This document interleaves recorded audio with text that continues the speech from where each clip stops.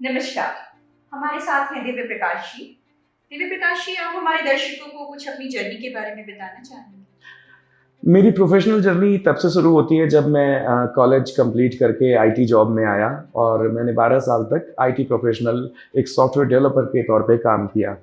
और इसमें तीनों मोड में काम किया, डेवलपमेंट, प्रोडक्शन सपोर्ट, टेस्टिंग, हर तरह से काम किया। कई अलग-अलग टेक्नोलॉजी सीखी और उस टेक्नोलॉजी को सीख के उसके जो हम सॉफ्टवेयर बनाते थे अपने अनुभवों से, अपने सीखे गए प्रोग्रामिंग लैंग्वेज के नॉलेज से, तो वो बहुत मुनाफ़े का सौदा होता है उन कंपनियों के लिए और उसके बदले वो हमको बहुत सारी सुख सुविधाएँ देती हैं। हमें विदेशी यात्रा का मौका देती हैं, हमें बड़े-बड़े होटलों में रुकने का मौका देती हैं और हमें अपने घर पे इस सब तरह की सुख सुविधाएँ उपलब्ध कराने का मौका देती हैं। लेकिन इस दौरान काम करते हुए मुझे महसूस हुआ कि ये भौतिक सुख सुविधाएँ तो मिल जाती हैं, लेकिन एक जो मानव की चेतना होती है, जो क्रिएटिविटी के लिए हमको उकसाती है कि कुछ नया करो, कुछ नया बनाओ, वो खत्म होती जाती है और इसका नतीजा ये निकलता है कि हमारी समाज से हम कटते जाते हैं, हम दुआ सलाम भूल जाते हैं, अपने त्योहारों को सिर्फ सिंबॉलिक तौर पे मनाने लगते हैं।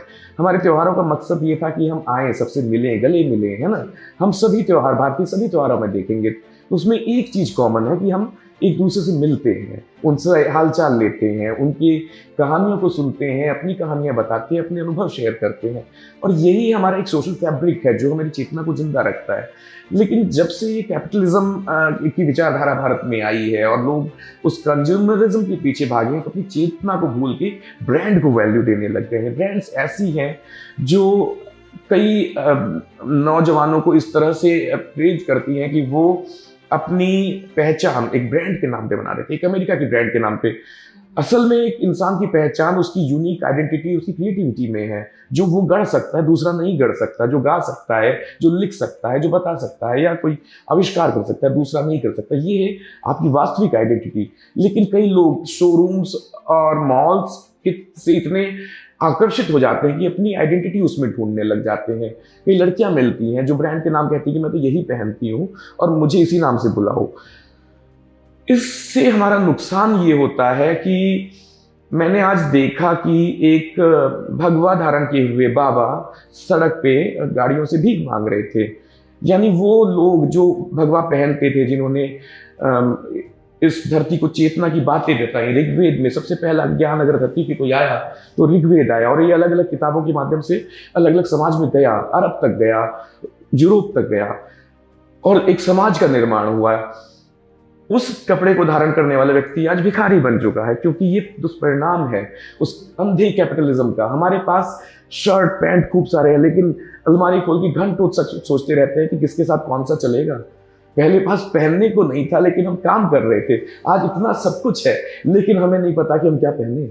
हमारी सोच को खत्म करता है। इसीलिए मुझे लगा कि मुझे क्रियात्मक काम की ओर आगे आना चाहिए। वो लोग जो समाज के लिए करते हैं, संस्कृति के लिए काम करते हैं, उनके साथ जुड़े, अपनी तरफ से अपना तन मन धन जो भी दे सकते हैं, आगे का पूरा जनजीवन जो मुझे देना है, मैं इसी काम में देना चाहता हूँ।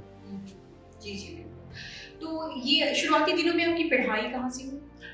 मेरी पढ़ाई पहले तो जालोर नाम की जगह है राजस्थान, वहाँ पे मैं थ्रू आउट सरकारी स्कूल में पढ़ा। सरकार की सुविधाएं बहुत अच्छी थी जब तक 1991 में कैपिटलिज्म भारत में नहीं आया था। हमारे स्कूल अच्छे थे, हमारे बच्चे अच्छे थे, टीचर्स बहुत क्रिएटिव चीज़ें सिखाते थे। लेकिन जैसे जैसे कैपिटलिज्म आया, हमारे स्कूल की हालत, मैंने गवर्नमेंट स्कूल की बात कर रहा हूँ, हालत ख़राब होती हुई देखी। लेकिन फिर भी हम अच्छी पढ़ाई करके निकले। उसके बाद मुझे गवर्नमेंट कॉलेज में पढ़ने का अवसर मिला, गवर्नमेंट इंजीनियरिंग कॉलेज अजमेर में मुझे पढ़ने का अवसर मिला और वहाँ से मैंने बीटेक कंप्लीट की। और उसके बाद तो सॉफ्टवेयर इंडस्ट्री में आने के बाद कई तरह के सर्टिफिकेशन और अवार्ड के दम पे मैंने अपनी तरक्की जारी रखी। दिव्य प्रकाश जी, लेखक बनने की प्रेरणा आपको कहाँ से मिली? देखिए, पढ़ने की प्रेरणा तो मुझे अपने घर से ही मिली, क्योंकि हमारा घर किताबों से भरा हुआ रहता था। मेरे पापा जो है वो केमिस्ट्री के लेक्चरर्स थे और मेरी माँ भी केमिस्ट्री की लेक्चरर हैं, जो कि बाद में प्रिंसिपल बन के रिटायर हुई। और मेरी दोनों बहनें, एक फिजिक्स में एमएससी है, दूसरी केमिस्ट्री में एमएससी है और टेक्निकल पढ़ाई भी की है, एमसीए भी किया है। तो घर में एक तरह का एक व्यापक पढ़ाई का माहौल होता था, जिसमें हर तरह के विषय पढ़े जाते थे। और मेरी रुचि कला में बचपन से थी, जैसे चित्रकला करते थे तो उसमें जो अवार्ड मिलते थे, तो मुझे ग्लोब, एटलस, इस टाइप के अवार्ड मिलते थे, तो मेरी रुचि और बढ़ती जाती थी। तो ये उस समय की सरकारों का बहुत अच्छा एक कार्यक्रम हुआ करता था कि बच्चों को ऐसी चीज़ देते थे अपने सरकारी स्कूल में जिनसे उनकी क्यूरियोसिटी बढ़ती थी। और इसी का वजह से मैं बचपन से मैं सरकारी स्कूल में पढ़ा और हमारे यहाँ से बहुत क्रिएटिव लोग निकले। लेकिन जब 1991-92 के बाद कैपिटलिज्म भारत में आया, जब मॉल्स कल्चर और प्राइवेट स्कूल्स बने, प्राइवेट हॉस्पिटल्स बने, तो वो उसका असर हमारे सरकारी संस्थानों पर भी पड़ा। मैंने देखा अपनी आंखों के सामने कि सरकारी संस्थान खराब हुए। लेकिन फिर भी मैंने ये ध्यान रखा कि इन एकेडमिक नॉलेज के अलावा भी कुछ नॉलेज है जो हम समाज से, संस्कृति से सीख सकते हैं। तो इन्हीं सब चीज़ों को लेके मैं भारत के इतिहास के प्रति बहुत प्रेरित था। मैं अलग अलग माध्यमों से उसको पढ़ने की कोशिश करता था।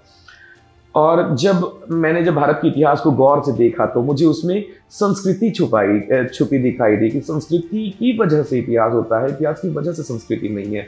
और यहीं से मुझे कुछ नया करने की प्रेरणा मिली। तो अब तक आपने जितनी भी किताबें लिखी हैं, तो उसके बारे में आप कुछ दर्शकों को बताएंगे? सबसे पहली मैंने प्रेरणा यहाँ से जब शुरुआत हुई अपनी संस्कृति से, तो वही मैंने पहले किताब विदित्वा के रूप में लिखी। विदित्वा एक कंसेप्ट है कि हमेशा से इस सृष्टि में दो एंटिटी रही है, एक पुरुष और एक प्रकृति। पुरुष के अंदर चेतना है, प्रकृति में ऊर्जा है। ऊर्जा के पास वो गति कर सकती है लेकिन अपने आप को व्यक्त नहीं कर सकती। उसके पास चेतना नहीं है, लेकिन चेतना अपने आप को व्यक्त तो कर सकता है लेकिन कुछ कर नहीं सकता है। एक अंधा और लंगड़ा मित्र जब साथ मिलते हैं तो सृष्टि का निर्माण होता है। और वही कहानी अलग अलग युग से पहुंचते वर्तमान युग तक आ जाती है। इसमें हम देखते हैं कि कभी भी किसी भी एक विचारधारा का शासन इस धरती पे या इस देश पे नहीं रहा है। और ये देश हमेशा से बहुलतावादी रहा है और उसके साथ अलग अलग विचारों का सम्मान करता रहा है। और ये जो क्रम हमारा समुद्र मंथन के समय आदिवासियों ने शुरू किया था, आदिवासी दो गुटों ने आपस में बैठ के विचार विमर्श किया कि हमें लड़ना है या साथ रहना है। अगर साथ रहना है तो हमने जो खोजें की हैं वो आपको उपहार दें, आपने जो खोजें की हैं वो हमें दें। अपने देवताओं के बारे में बताइए, अपनी कविताओं के बारे में, अपने जो त्योहार हैं उनके बारे में बताइए। वो समुद्र मंथन से जो उपहार भारत में निकले उसमें एक उपहार था संजीवनी, अमृत। और वो अमृत कहते हैं कि देवताओं ने, भारतीयों ने पिया था और उसकी वजह से वो संस्कृति आज तक जीवित है। उसी जीवित संस्कृति की कहानी विदित्वा के रूप में हमने लिखी है।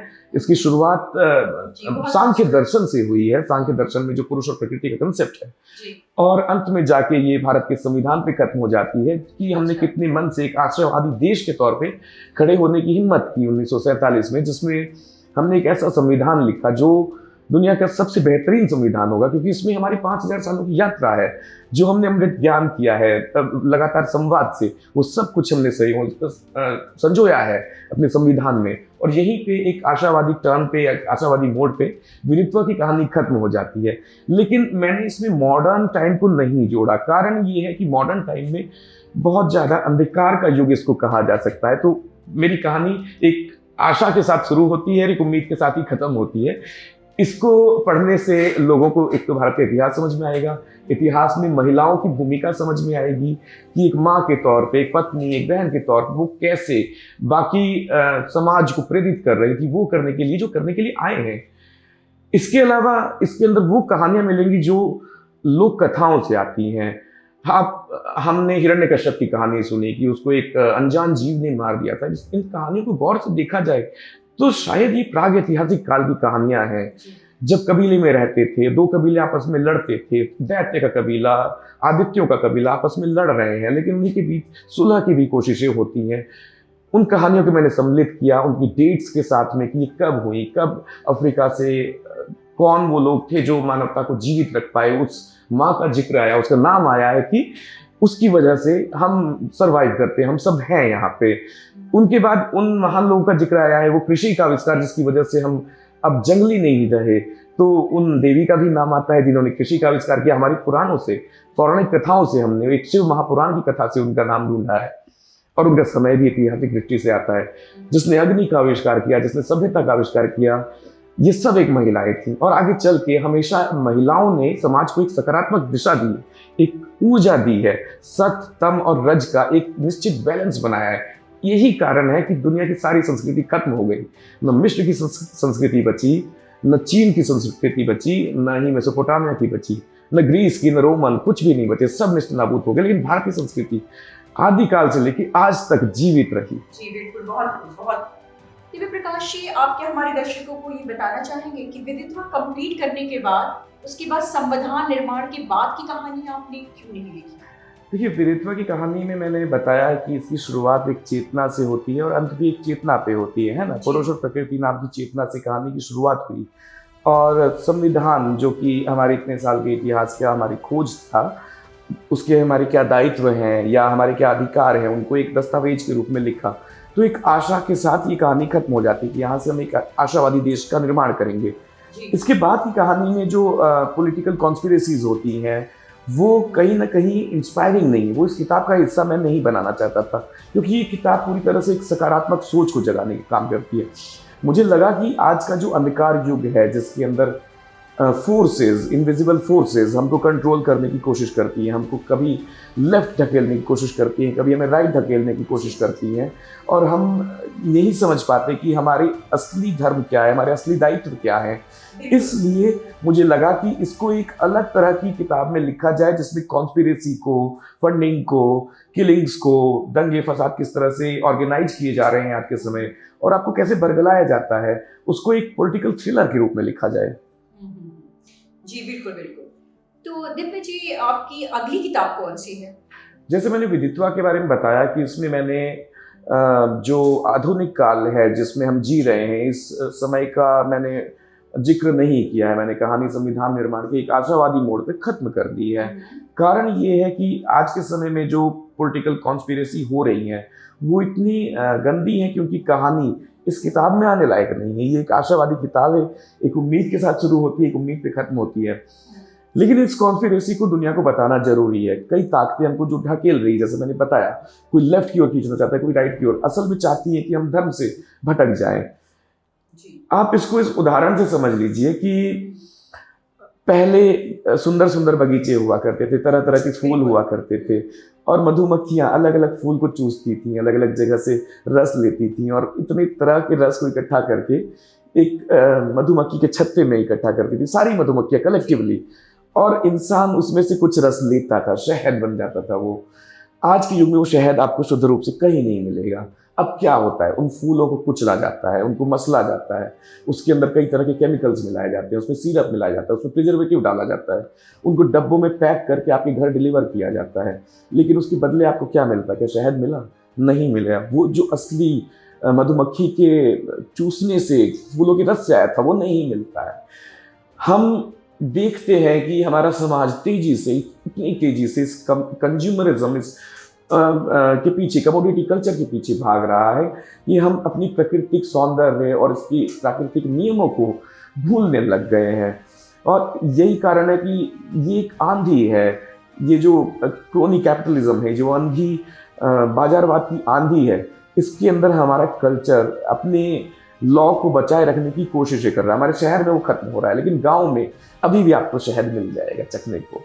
लेकिन वो गांव में भी अब सुरक्षित नहीं बच रहा है, वहां पे भी खत्म हो रहा है। हमारी कोशिश उल्टी दिशा में। हम चाहते हैं कि गांव में जो लॉ चल रही है वो शहरों शहरों तक पहुंचे, हर जगह पहुंचे, दुनिया में पहुंचे। उसी के लिए मैंने एक पॉलिटिकल ड्रामा लिखा जिसका नाम है वाणी। वाणी हमारी कहानी की नायिका है, एक सफल उद्यमी है। वो एक बहुत सफल मार्केट रिसर्च की कंपनी चलाती हैं, और उसमें उन्होंने ऐसे टूल्स डेवलप किए हैं कि किसी भी फंडिंग को बैक ट्रेस कर सकती हैं, जान सकती हैं कि इसकी फंडिंग कहाँ से आई, कौन शेल कंपनी है, कौन रियल कंपनी है, इसका ओरिजिनल सोर्स कौन है। लेकिन वाणी के जीवन में दो तरह के लोग आते हैं। एक ललचाते हैं कि आप लेविशली लाइफ जी सकते हैं, एक शानदार जीवन जी सकते हैं, और दूसरे तरह के लोग आते हैं जो कहते हैं कि नहीं, आप लोगों की मदद करिए, आप स्कूल्स में काम करिए, आप हॉस्पिटल्स में काम करिए, उनको आज़ादी दिलवाइए, उनको इस कैपिटलिज्म की गुलामी से, इस धर्म और इस राष्ट्र के कानूनों की जटिलताओं की गुलामी से आज़ादी दिलवाइए। ये धर्म एक अफीम है। ये चाट के लोग अपने हितों को भूल गए हैं, और इनकी कौम, इनके भाई बंधु ही इनके अपने हैं, न कि धर्म अपना है या राष्ट्र अपना है। इस तरह की विचारधाराएं हमारी किताबों में मिलती है। आप कोई भी किताब पढ़ लीजिए, चाहे वो इतिहास की हो या कहानी की हो। आप कोई भी मूवी देख लीजिए जो एक युग के बाद में, शीत युग के बाद में शुरू हुई थी, उसमें हमको वही कॉन्स्पिरेसी नजर आती है। एक इंटेलेक्चुअल, फेक इंटेलेक्चुअल हमको बनाने की कोशिश करते हैं कि अगर तुम इंडिविजुअल हो जाओगे, तुम कल्चर को राम राम करना, राधे राधे करना, अस्सलाम वालेकुम करना बंद कर दोगे तो तुम मॉडर्न कहलाओगे। ये जो फेक नैरेटिव चलाया जा रहा है उसका कारण ये है कि तुम बगावत कर दो अपने देश के खिलाफ, बगावत कर दो अपनी सरकार के खिलाफ। लेकिन हमने क्या साबित किया, हम हिंदुस्तानियों ने क्या साबित किया? हमने कैपिटलिस्ट लोगों को कहा कि नहीं, हम फ्री में दान भी करते हैं, हम पैसे के पीछे भाग नहीं रहे, हम एक्सीलेंस के पीछे भाग रहे हैं, हम क्रिएटिविटी के पीछे भाग रहे हैं। पैसा तो अपने आप आता है। जैसे भगवान विष्णु एक्सीलेंस में बैठते हैं तो माता लक्ष्मी खुद उनके पैर दबाती है, वो पीछे नहीं भागते। हमने इन लेफ्ट के बंधुओं को क्या बताया कि तुम्हारी चेतना मर चुकी है। हम किसी को सलाम अलैकुम इसलिए नहीं करते क्योंकि मुझे उससे कुछ लेना है या पैसे लेने हैं या मैं उसका गुलाम हूँ। हम ये देखते हैं कि हमारा ब्रह्म जो एक सत्य है वो उसमें भी वही है जो मुझ में है। तो मैं अपने आप को नमस्कार करता हूँ, अपने आप को दुआ सलाम पूछता हूँ, हालचाल पूछता हूँ। ये जो नेटवर्क है, ये जो कम्युनिटी है, यही हमारी पहचान है। इसको हमें बचाने की कोशिश करनी है, उस लॉ को जगाए रखने की कोशिश करनी है। और वाणी के अंदर जो वाणी हमारा ग्रंथ है उसके अंदर जो कहानी आती है, वाणी इन ताकतों को बताती है कि हम आपके रास्ते पे नहीं चलेंगे। हमने साबित किया है, हमने ऐसी सरकारें बनाई है जो एफिशिएंट है, जो स्कूल्स में, हॉस्पिटल्स में, बिजली पानी में शानदार काम करती है। हमने ऐसे भी सरकारें बनाई हैं जो अपने कल्चर को प्रोटेक्ट करने के लिए जी जान लगा देती हैं। हमारे मस्जिदों, मंदिरों, हमारे जो खंडहर हो चुके अवशेष हैं हमारे इतिहास के, उनका पुनरुद्धार कर रही है ना, जीर्णोद्धार कर रही है।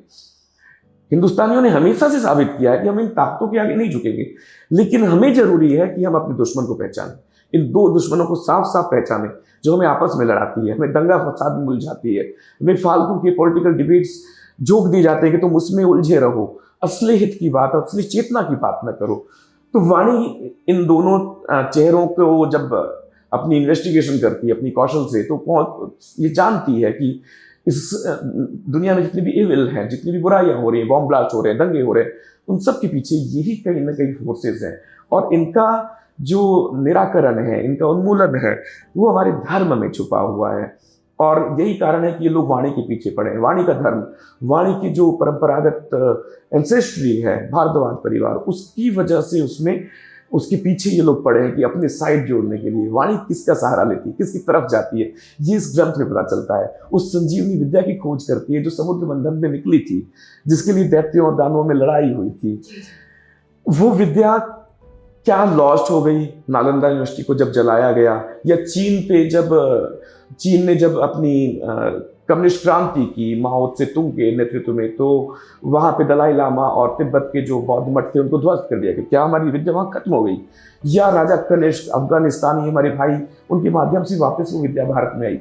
ये खोज वो करती है, उसमें बहुत कठिनाइयाँ भी आती हैं, उसको सहयोग करने वाले बहुत लोग भी आते हैं, लेकिन बहुत अच्छा पॉलिटिकल थ्रिलर मिलता है और आपकी चेतना को जगाता है, क्योंकि ये चेतना ही एक सच्चाई है। दिव्य प्रकाश जी, क्या आप दर्शकों को ये बताना चाहेंगे कि जिस चेतना की आप बार बार बात कर रहे हैं वो क्या सच में एग्जिस्ट करती है, या वो कोई कल्पना या फिलॉसफी ऐसा कुछ है? मुझे लंबे समय तक लगता रहा था कि ये सिर्फ एक परिकल्पना है या एक फिलॉसफी है। जैसे दुनिया भर में कई तरह की फिलॉसफी है। हमारे भारत में सांख्य दर्शन, जो मैंने पहले भी जिक्र किया, पुरुष और प्रकृति की फिलॉसफी। इसके अलावा वेदांता दर्शन, जो highest level of thinking of human society कहते हैं, वेदांता दर्शन है ना, जिसको राधा कृष्ण जी ने बहुत अच्छे से डिस्क्राइब किया। वो ब्रह्म सत्य जगत मिथ्या की बात करती है, वो भी एक फिलॉसफी है ना। सबको पता है कि ये जगत सत्य है, हम देख पा रहे हैं, समझ पा रहे हैं, सुन पा रहे हैं, हम इसी में तो चेतना लाने की कोशिश कर रहे हैं। लेकिन वो एक फिलॉसफी के तौर पे हमारे जीवन में थी। इसके अलावा भारत के बाहर भी कई फिलॉसफी आई, ग्रीक फिलॉसफी, सोक्रेटिस आए, एरिस्टोटल आए, उन्होंने हमें कई तरह की नई सोच दी। इसके अलावा अगर हम देखें कि कम्युनिस्ट विचारधारा जो आई हमारे पास, मार्क्सवादी लोग आए, मार्क्स की विचारधारा, लेनिन की विचारधारा, माओ की विचारधारा, ये भी एक तरह की फिलॉसफी है ना। ये वास्तविकता में एग्जिस्ट नहीं करती। कोई एक ऐसा समाज नहीं हो सकता जो पूरी तरह से कम्युनिस्ट हो, उसको निर्भर करना पड़ेगा दूसरी अन्य चीज़ों पे, चाहे उसको इग्नोर ही करता हो। लेकिन जब मैंने भागवत पुराण पढ़ा तो मुझे लगा कि नहीं, ये एक सिर्फ फिलॉसफी नहीं है, ये एक वास्तविक सच्चाई है। जिस सच्चाई को विज्ञान भी अनदेखा करता आया है और जिसको हमारा समाज भी, जो भारत में काफी हद तक जीवित था, लेकिन अब वो मरता जा रहा है इसी कंज्यूमरिज्म की आंधी में और इसी जो हमारे कम्युनिस्ट लेफ्ट लोगों की जो मति भ्रम हो गया है उनकी आंधी में। अगर भागवत पुराण को जब मैंने ठीक से पढ़ा, गहराई से पढ़ा, तो इसमें भगवान विष्णु का जो जिक्र आता है वो हमें उन सवालों के जवाब दे देता है जो मानव सभ्यता के पास आदिकाल से थे और अब तक उनका जवाब नहीं मिला है। हमारा जो फिजिक्स का वर्ल्ड है, जो मॉडर्न जिसको साइंस कह सकते हैं, जो इस रियलिटी को समझने की कोशिश करता है मैथमेटिक्स में, मैथमेटिकल इक्वेशंस में, वो भी कई सवालों पे आके अटक गया है, उनको नहीं जवाब मिलते हैं।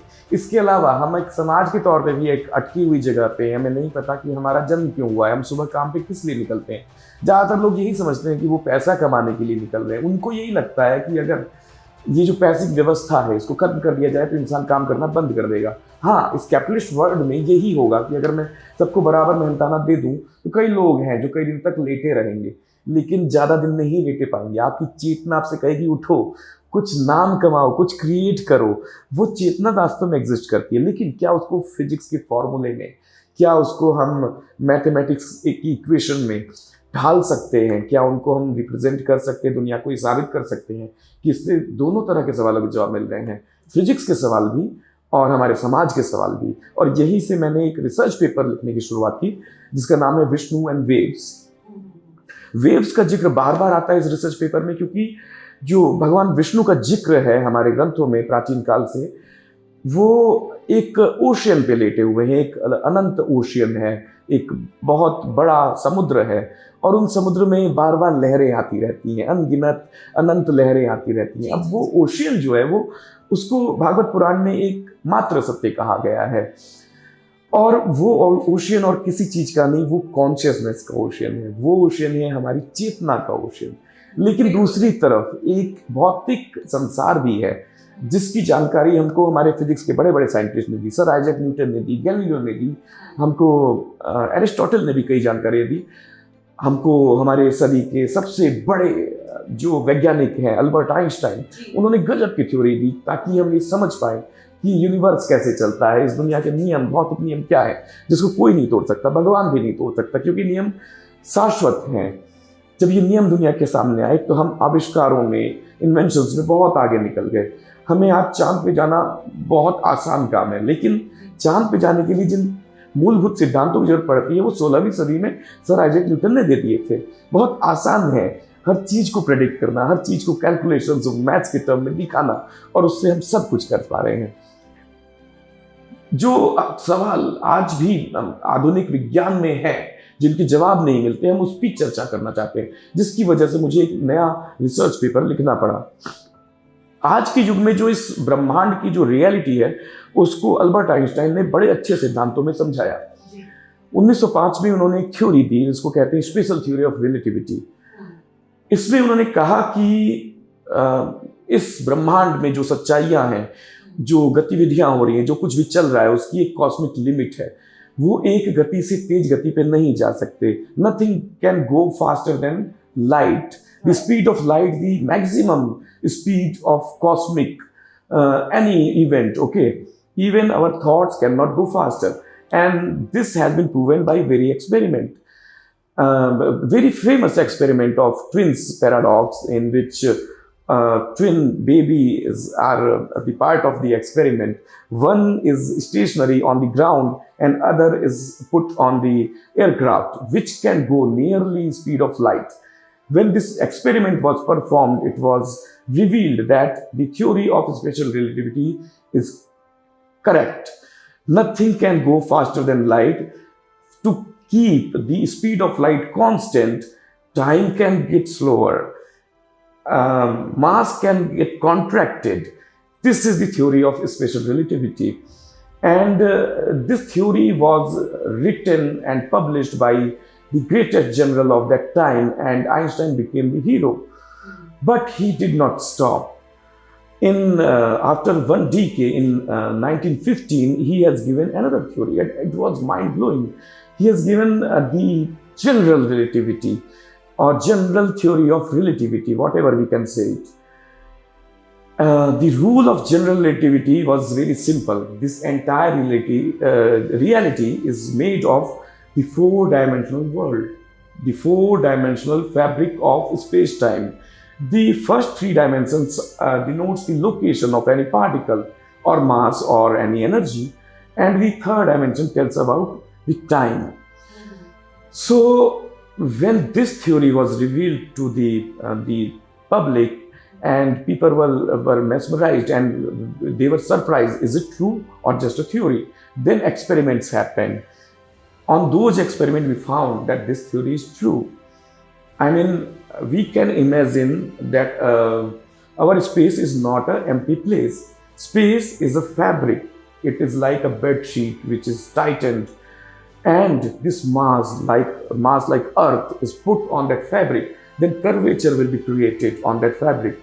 That curvature feels like gravity, and moon turns around the earth on this curvature only. There is no gravity. In the standard model of atom, we have particle for magnetism, we have particle for electricity, we have particle for weak nuclear force, strong nuclear force, but there is no particle which represents the gravity.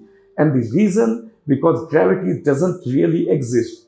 It's just illusion that space-time is curved and we are moving with the curvature or the turns and twists of space-time. I have one question. What was the question that Einstein couldn't answer? So, the theory what was proposed by Einstein is known as general relativity, and it tells everything about this universe on the larger scale, on the galaxy level scale, okay?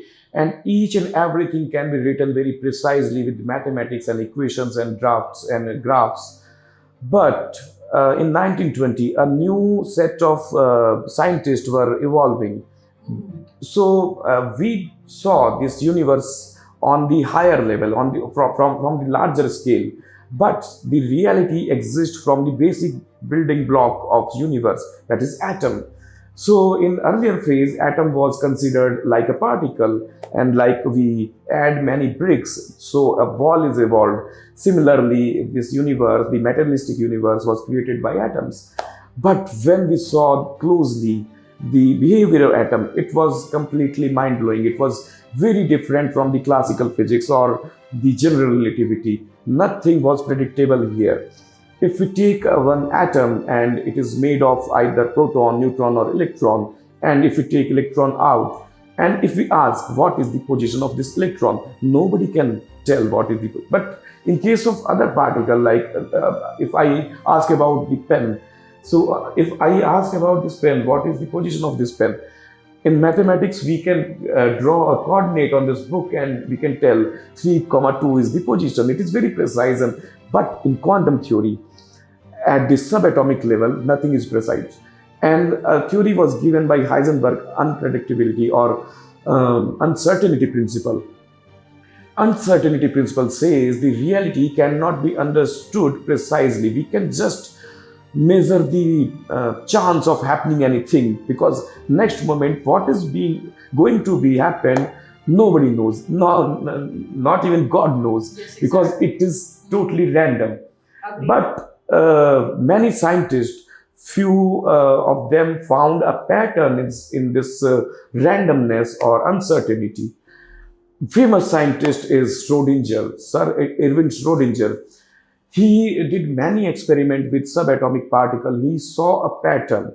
Electron of different energy level are found on different places. The found means the probability of finding those particles. So they created few equations which are known as the Erwin Schrodinger equations. On those equations, we can tell that the electron or any subparticle may be happen here this time with this probability. There is 50% chance it can be found here, but we are not sure.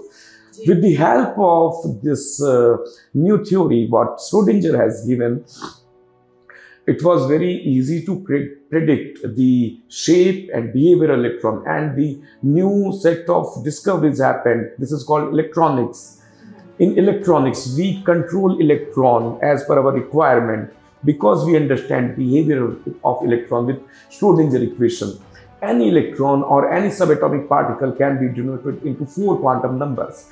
And those four quantum numbers are key to understand the quantum mechanics. But Erwin Schrödinger was also not able to give answers of many things because he was not able to tell why this randomness is happening.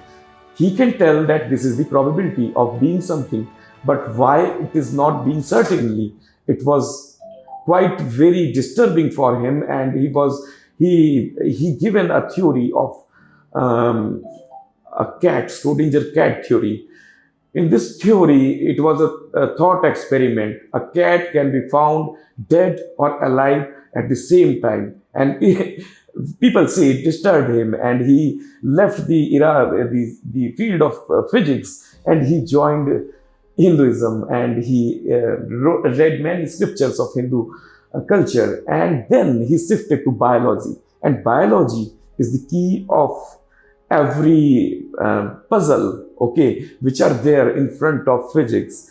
The answer, the second question, what Einstein couldn't answer, was the quantum entanglement. Quantum entanglement is something that two particles, very separate from millions of kilometers, can transfer information from one place to another place with very high speed, very much more speed than the speed of light.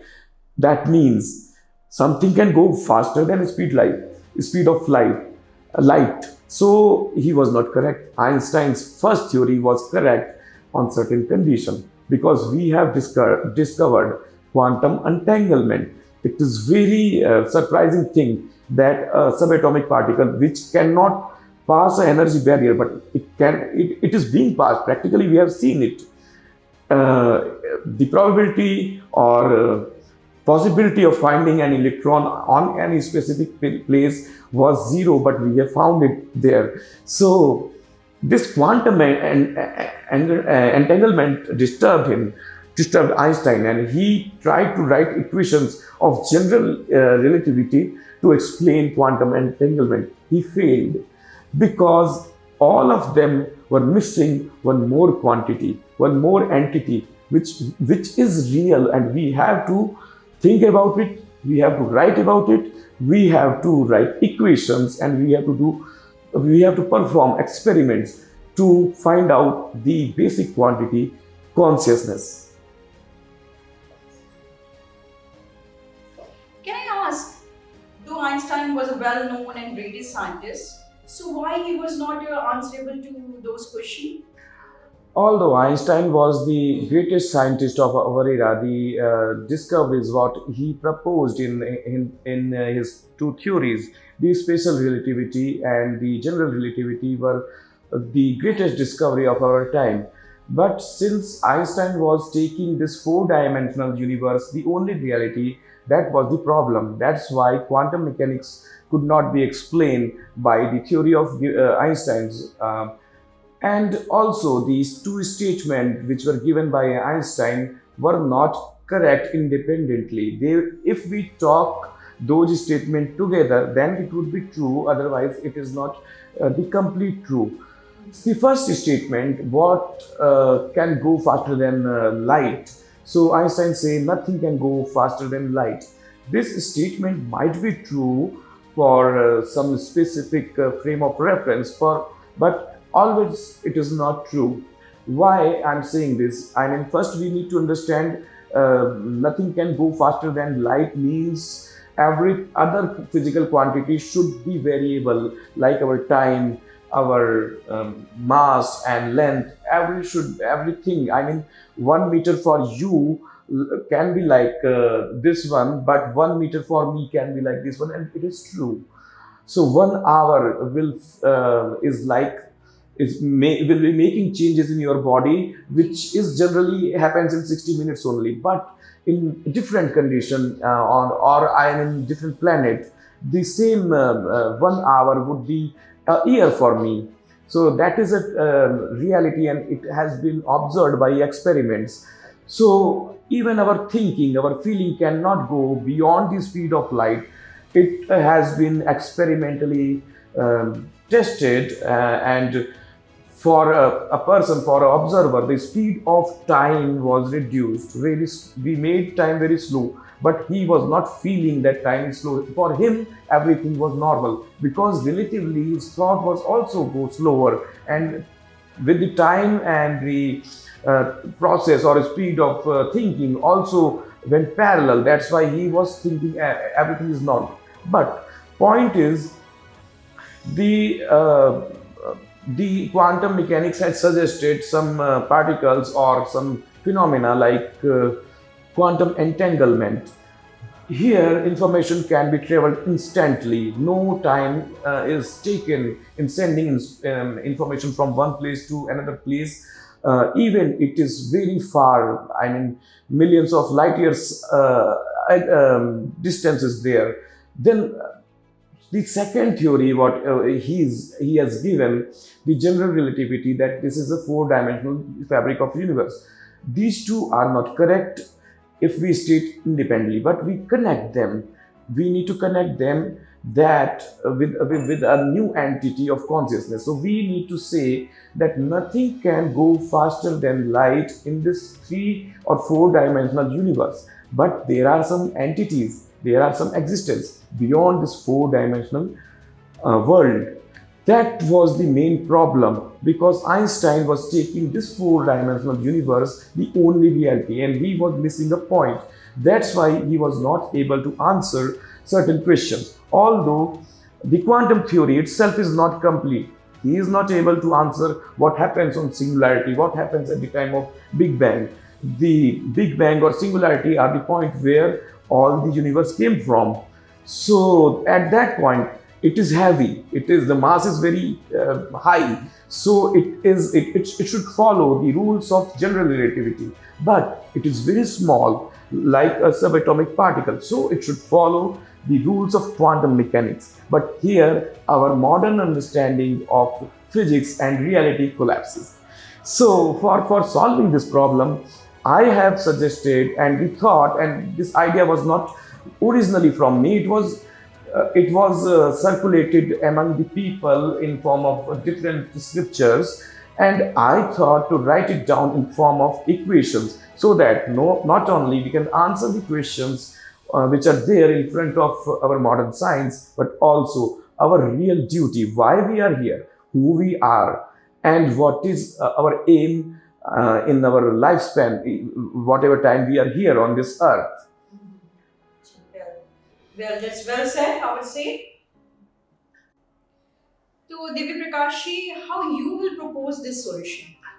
So, a problem lies that we only believe on those realities which are perceived from our five senses.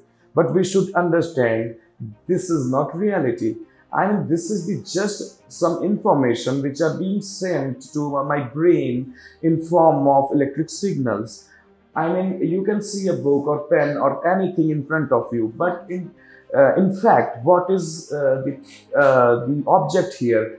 The orange color of this book is not true. It is just illusion or perseverance of my mind.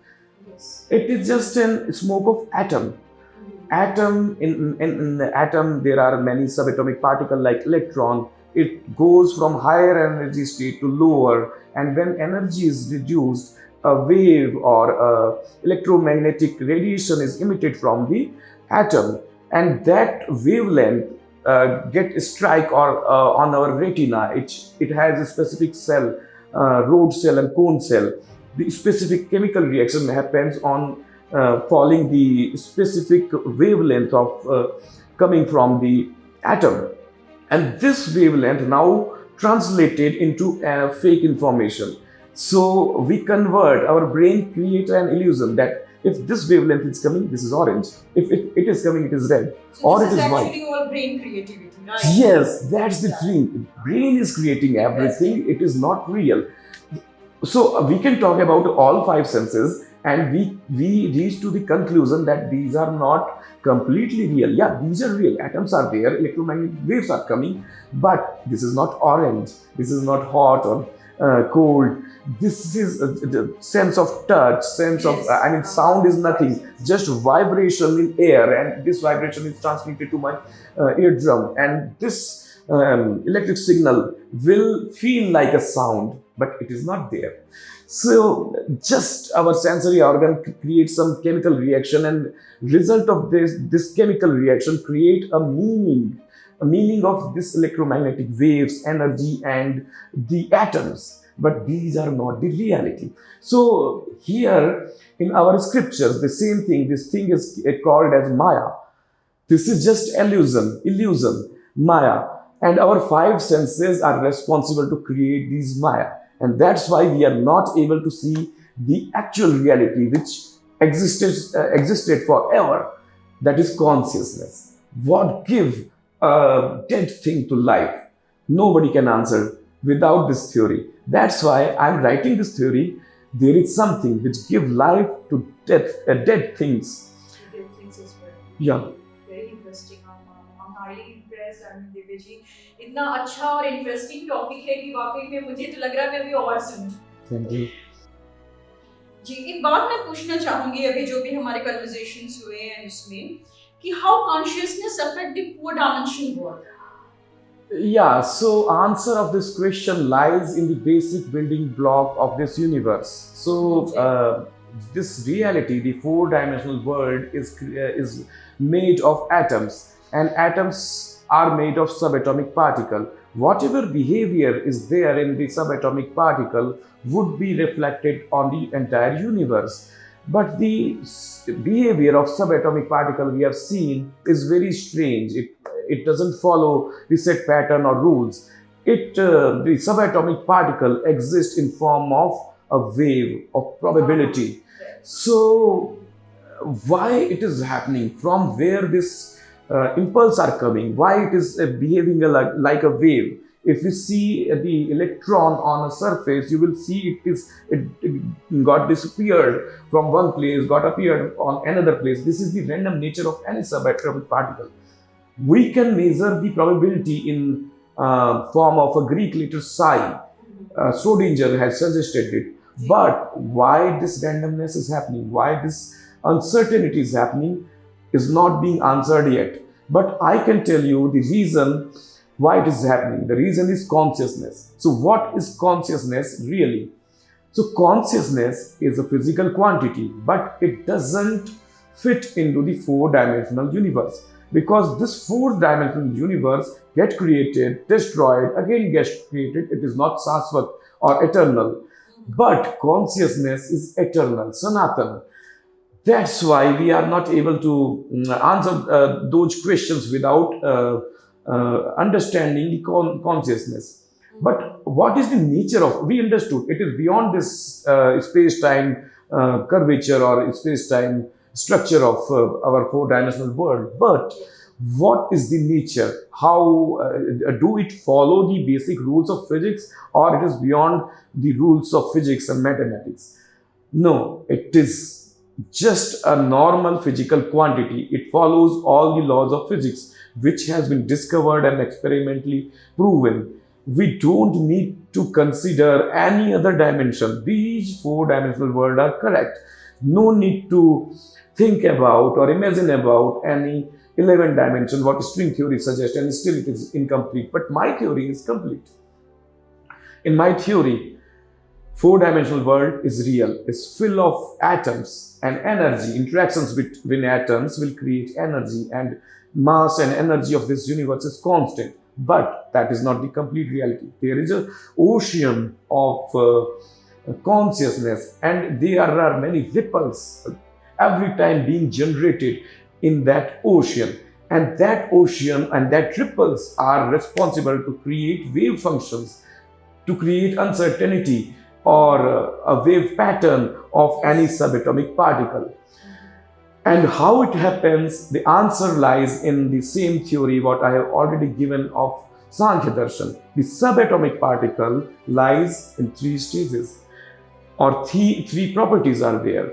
The energy gaining property, I will call it Sat. Energy excited stage, okay, I will call it Raj. And the energy losing state or property, I will call it Tama.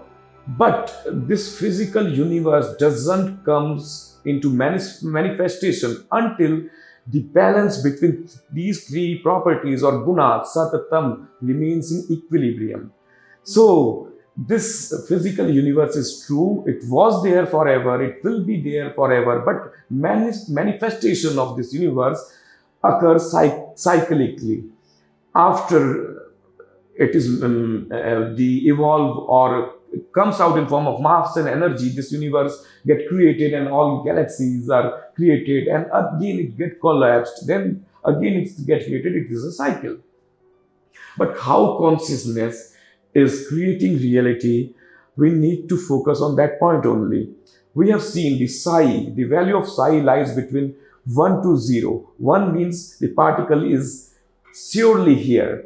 And if at any point the value of psi is less than 1, like zero point 0.5, then a particle can be found here 50%. But the value of psi, who determines? We are proposing that it is being determined by the wave coming from the ocean of consciousness. How it is affecting on the basis of the equilibrium between Satatam and Raj is disturbed in presence of consciousness. So try to overpass or dominate the Tam, and Tam will try to dominate the other, and this disturbance will create manifestation of this universe. Here we can also explain quantum entanglement. Since consciousness is beyond space and time, so the law that nothing can go faster than speed, on consciousness, it doesn't apply because it is beyond this four-dimensional space and time. It can go faster than anything because our consciousness, we can think right now about Mars. It is very far. Light will take time to go there, but my thinking, my consciousness can go anywhere, anytime. Yes, right. It is very instant and it affects our physical world. So I am coming to the point how consciousness create our reality, the self. Who am I? Who and what is the purpose? What is meaning of my life? It comes from those formulas and equations where I prove that consciousness creates the value of psi. But the waves itself, waves from where it is coming, why that ocean is not very serene or calm, why ripples and waves are there. Those waves are nothing but waves of karma, this karma of self. And it is being created by a specific cell called neurons. So I will come to the neurons, but we were talking about the subatomic particle. So we have seen the subatomic particle are impacted by the consciousness. The disturbance of Satam and Raj creates its existence, and that's how atom is created, and that's how a molecule is created. But molecules are dead thing. Like water is a dead thing, yes. Glass is a dead thing. But there is one molecule, deoxyribonucleic acid. It has a magical power. It is a dead thing. But if we keep this molecule in certain condition, it will replicate itself. It will create two molecules. It will create a copy of itself. Here, the idea of life starts from the dead thing to the living thing.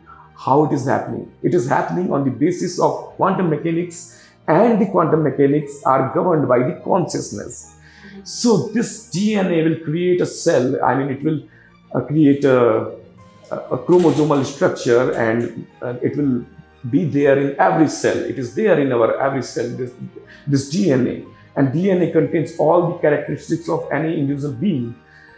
And those cells are everywhere in our body. But there are one very specific kind of cell, neurons. Our brain is created by a very specific cell. Neuron is the reason of sense of ego, that I exist. Otherwise, you are not there. There is an ocean of consciousness. There is a four-dimensional smoke of energy and mass. But you are not here.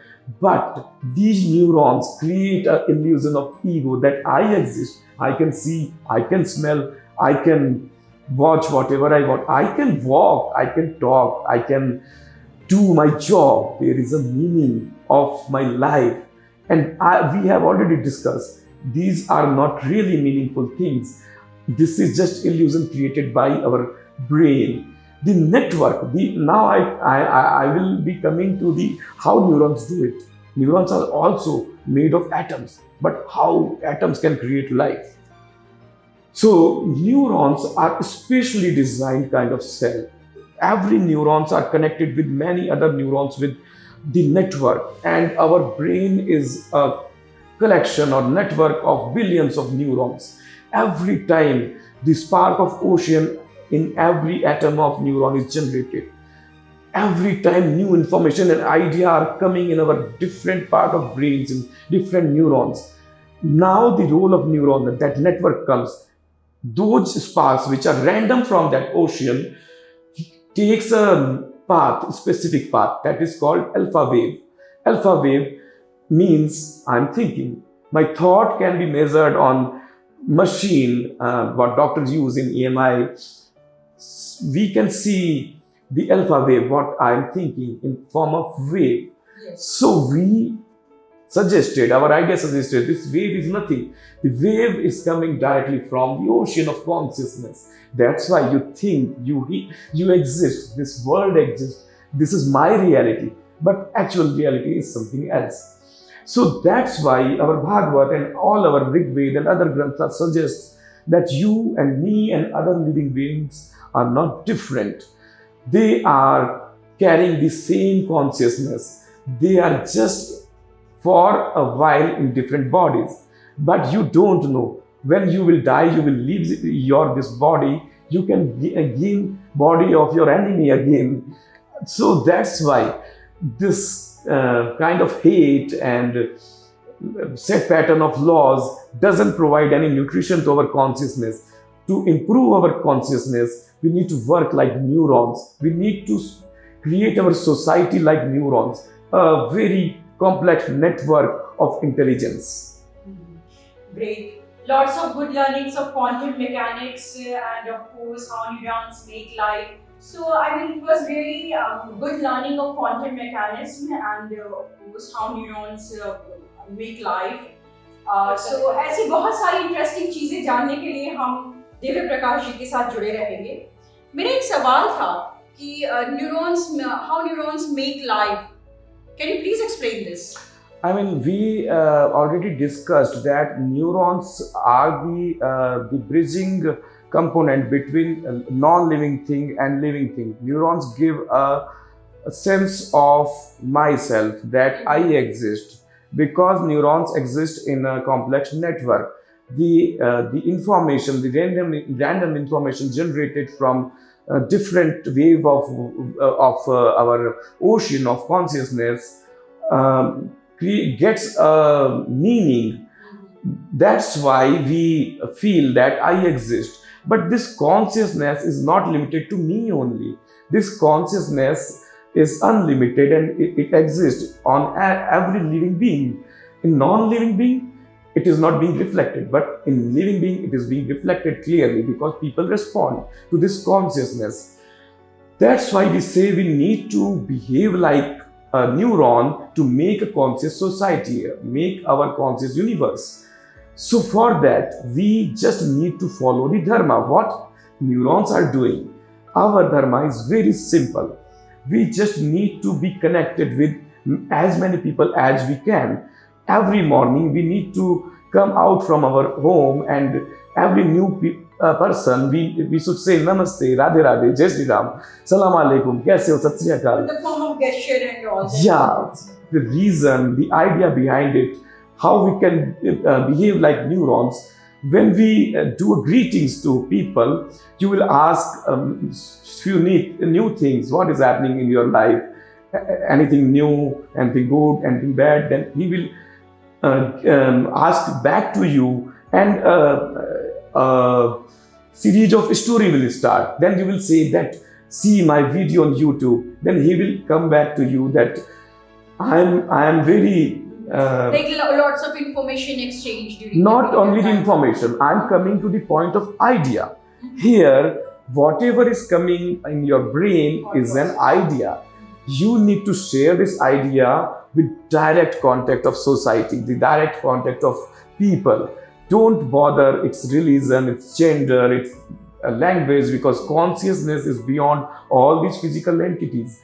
You, when you go to the people, different kind of people of different area of this world, you will see they have different story, different idea, different kind of innovation they already achieved, but we have not achieved because we are trapped in era of this capitalism. So to make our consciousness awaken, we need to create a very healthy society like neurons do.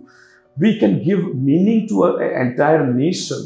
Right now we have meaning of our life in our brain. Different person has different life. But as a nation, what is our purpose? Why we are here? We can create by discussions, by creating a good government, good information system, and by sharing good knowledge. Whatever you have learned, you need to write out in a book and give it to a neuron kind of a structure like divine publication. We have many tentacles, we have many readers. They are eager to read the new ideas which are being generated in consciousness of this society, which is 5,000 years old. So those tentacles will circulate ideas, we will get information back from them, and we will create a very huge and very healthy society. And that is our goal.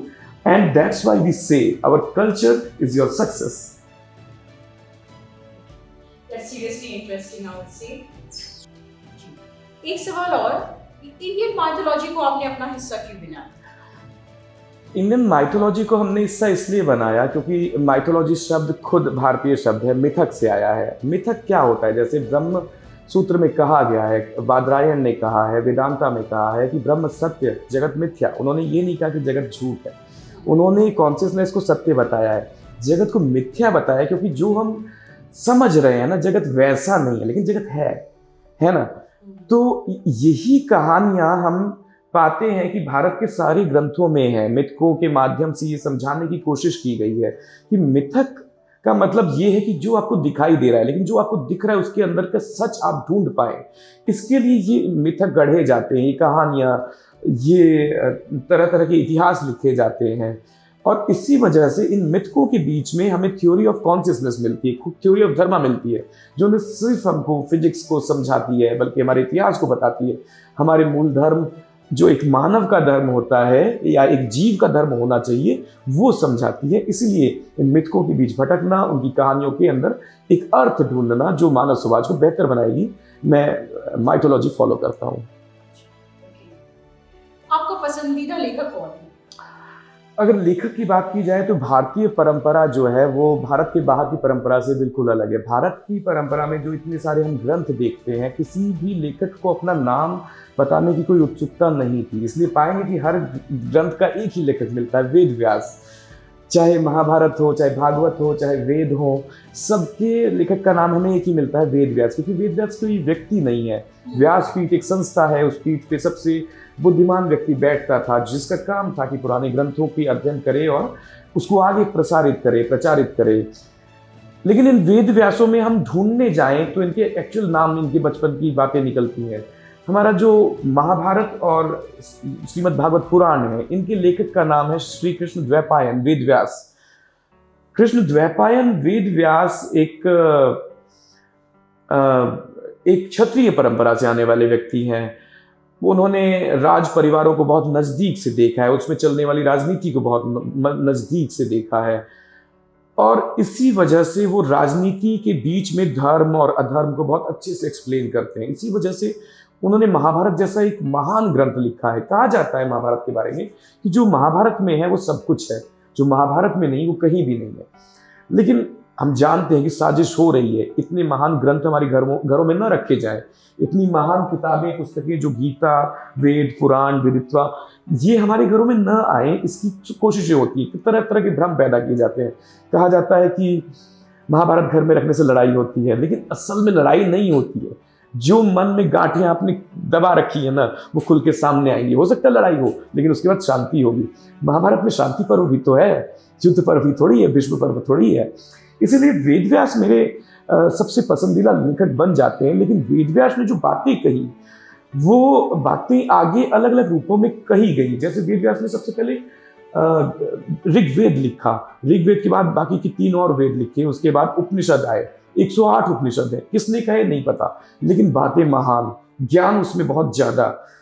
लेकिन हम लेखक को कहीं ये रुचि नहीं रही कि वो अपना नाम बताए कि किसने लिखा। कोई नहीं कह सकता सांख्य दर्शन का मुख्य रचयिता कौन था। हम ये कहते हैं कि सांख्य कारिका ईश्वर कृष्ण ने लिखी है, और सूत्र जो लिखे गए थे वो कपिल मुनि ने लिखे थे, जो कि खो चुके हैं। लेकिन हम नहीं जानते कि ओरिजिनली किसकी चेतना में ये बात आई थी।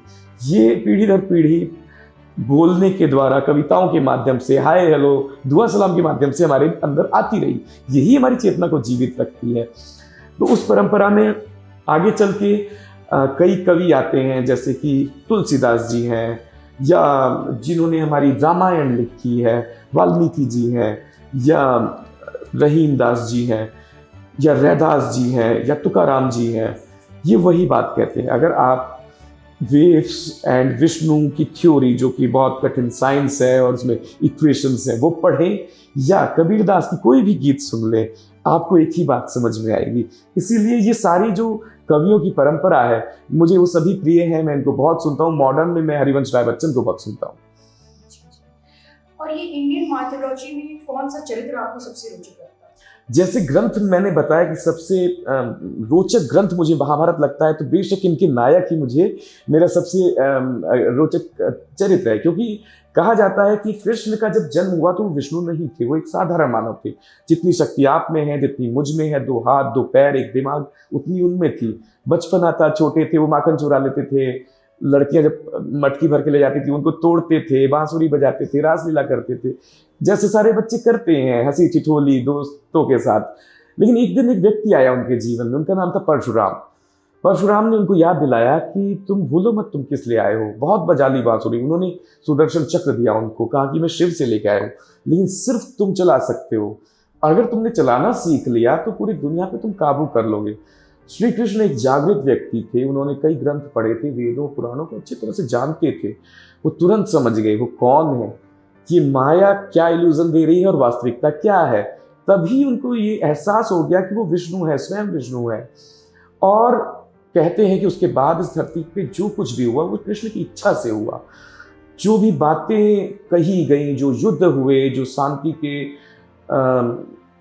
समझौते हुए, वो सब कृष्ण की इच्छा से हो रहे थे। कैसे हो रहे थे? क्या उनके पास कोई सुपरनेचुरल पावर थी? नहीं, हम जैसे मानवों की सीमित शक्ति थी, शरीर में जितनी शक्ति है। लेकिन एक सवाल उठता है कि क्या कारण है, कैसे इतनी सीमित शक्ति वाला व्यक्ति क्या गोवर्धन पहाड़ को अपनी उंगली पर उठा सकता है? जवाब है नहीं उठा सकता। इंसान के शरीर में इतनी ताकत नहीं है कि वो पर्वत को उठा ले, लेकिन उसकी चेतना में ताकत है। अगर उन चित्रों को आप ध्यान से देखें जिसके अंदर भगवान कृष्ण ने उंगली पे गोवर्धन पर्वत उठाया है, तो वो ताकत कृष्ण की नहीं थी, वो मथुरा वासियों की थी, जो अपने अपने डंडों से उसको टिकाए हुए थे। कृष्ण ने तो सिर्फ इस ताकत का इस्तेमाल इस फिजिकल वर्ल्ड में किया। Consciousness can effect physical world. Who can tell us very clearly? The Krishna can tell us. The stories of Krishna can tell us.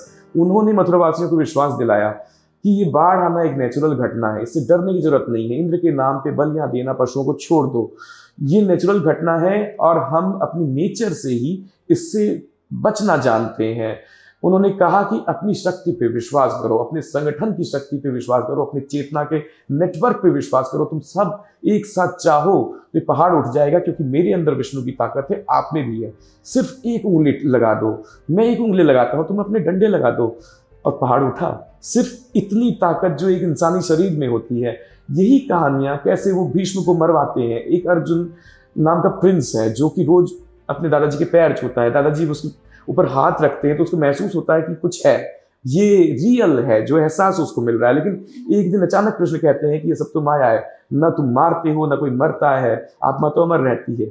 और जो इल्यूजन, जो सेंस ऑफ सम्मोहन क्रिएट करते हैं, और इंसान को जब अपना धर्म दिखाई देने लगता है तो वो स्वयं विष्णु बन जाता है। हमारी वाणी एक तरह से विष्णु बन गई थी कहानी के अंदर। हमारी वेव्स की जो थ्योरी है वो आखिरकार विष्णु के बारे में ही बताती है। इसीलिए ये विष्णु जो सब पूरे पूर्ण अवतार के रूप में इस धरती पे आए वो कृष्ण थे। कृष्ण को बार बार पढ़ना चाहिए। सूरदास के माध्यम से, वेद व्यास के माध्यम से, मीरा के माध्यम से जितनी भक्ति, योग और ज्ञान से तुम पढ़ोगे उतनी नई जानकारी मिलेगी, हमें चेतना मिलेगी।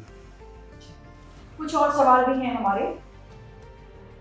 हमारे दर्शक भी काफी एक्साइटेड होंगे और जानना चाहेंगे कि आप आगे आने वाले वक्त में किन विषयों में लिखना चाहेंगे। तो अभी तक जो मैंने 3 किताबें लिखी हैं, उसके बाद बहुत कुछ ऐसा है जो लिखना बाकी रह गया है और मुझे तो लगता है कि एक जीवन इसमें कम पड़ेगा। अच्छा। मैं लिखना चाहता हूँ हमारे एजुकेशन सिस्टम पे गालियाँ सब लोग देते हैं लेकिन करेक्ट सोल्यूशन कोई भी नहीं देता है।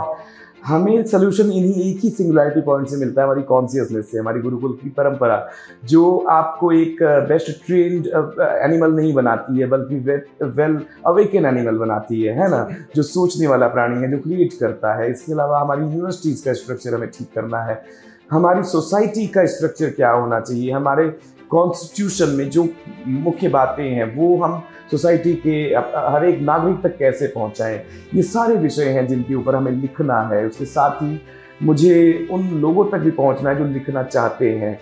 हमारे जो टेंटिकल्स हैं इतने सारे, हमारे जो न्यूरल नेटवर्क है, उस नेटवर्क में हम उस विचारधारा, उस चेतना को प्रसारित करना चाहते हैं। इसलिए हम हर एक आइडिया को एक बेस्ट सेलिंग बुक में कन्वर्ट करना चाहते हैं ताकि हम एक एज अ सोसाइटी, एक इवॉल्व और डेवलप सोसाइटी के रूप में बाहर आए। हमारा डेवलपमेंट, हमारी बिल्डिंगें कितनी बड़ी हैं उससे नहीं होता है, हमारी सोच कितनी बड़ी है, हमारी क्रिएटिविटी कितनी बड़ी है। और इसी के लिए डिवाइन पब्लिकेशन का जन्म हुआ है ताकि हम ये जो न्यूरल नेटवर्क है, जो एक ज्ञान का जो समुद्र है, हम उसको अधिक से अधिक लोगों तक फैलाएं। अब इस क्रम में सिर्फ किताबें लिखने या पढ़ने का काम नहीं है, मैं कई आविष्कारों पे भी काम कर रहा हूँ। जैसे कि हमें इस संसार में जीने के लिए एनर्जी की ज़रूरत है और एनर्जी लेने के जो पारंपरिक तरीके हैं वो प्रकृति को बहुत नुकसान पहुंचाते हैं। आप देख रहे हैं उत्तराखंड में क्या हुआ, हिमाचल में क्या हुआ। वो उन तरीकों से हुआ है जिसको तो अच्छे मानते थे कि हाइड्रो पावर से निकला है, हाइड्रो पावर में तो धुआं भी नहीं बना रहे, लेकिन आप पहाड़ तो तोड़ रहे हैं, नदियाँ तो खराब कर रहे हैं, बांध तो बना रहे हैं। इसलिए एक आइडिया जिसको मैं पब्लिश करने वाला हूँ उसमें हम ग्रीनेस्ट एनर्जी की बात करेंगे कि हम चलते हैं फिरते हैं, अपनी एनर्जी इस धरती माता को देते हैं, हम उसी का इस्तेमाल करके कई मेगावाट बिजली बना सकते हैं। इसके अलावा एक इलेक्ट्रॉनिक डिवाइस है जो आपकी लाइफ की, डे टू डे लाइफ की बहुत सारी प्रॉब्लम्स को एक छोटी सी डिवाइस सॉल्व कर सकती है। उसका भी इनोवेटिव आइडिया तैयार है और वो बहुत जल्द छपने वाला है। तो आपने देखा होगा किस तरह से दिव्य प्रकाश जी सिर्फ अपनी थॉट्स को, नॉलेज को एक मतलब लोगों में फैलाने के अलावा, स्प्रेड करने के अलावा, उनका इनोवेशंस, कुछ इन्वेंशंस, कुछ अपनी इन्वेंशंस पर भी फोकस है। तो आई मीन ऐसी बहुत सारी इंटरेस्टिंग कहानियाँ और इंटरेस्टिंग चीज़ें जानने के लिए आप हमारे साथ जुड़े रहें। बहुत अच्छा, बहुत ही खूब, आपने हमें बहुत अच्छे से एक्सप्लेन किया है। और ऐसी इसी तरह से अगर हमारी सबकी सोच बन जाए तो जाहिर सी बात है विकास की तरफ आगे बढ़ सकते हैं। तो विदित्व को अगर 5 शब्दों में बयान करना हो तो आप कैसे बयान करें? पहला तो कॉन्शियसनेस, क्योंकि वही मूल शब्द है जो सिक्योरिज्म है। उसके बाद मैं कहूँगा वुमेन एम्पावरमेंट। तीसरा शब्द है आइडियाज और स्टोरीज, और लास्ट शब्द होगा हिस्ट्री, जिसकी ये किताब है। वाह वाह वाह, बहुत खूब भाई। जिस खूबी से इन्होंने विदित्व को 5 शब्दों में बयान किया है, मुझे तो खुद भी बहुत उत्साह हो रही है इस किताब को पर्सनली पढ़ने के लिए, और ज़रूर मैं चाहूँगी पढ़ना। और मैं चाहूँगी दर्शक आप भी ज़रूर पढ़ें इसे, और इसको बाय करने के लिए आप amazon.in से इसको परचेज कर सकते हैं। डिवाइन पब्लिकेशंस की वेबसाइट पे जाने के लिए लॉगिन करें www.divinepublications.com, और सोशल मीडिया पे विजिट करने के लिए नीचे दिए गए लिंक पर क्लिक करें।